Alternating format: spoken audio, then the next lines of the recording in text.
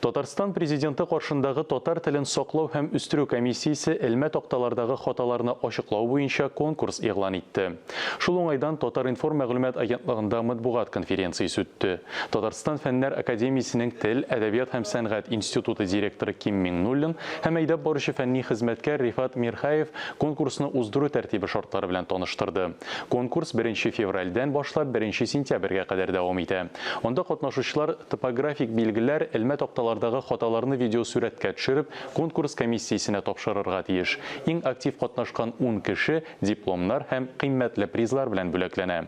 Институт белгечләре хаталарны төзәтү буенча эш алып барачак.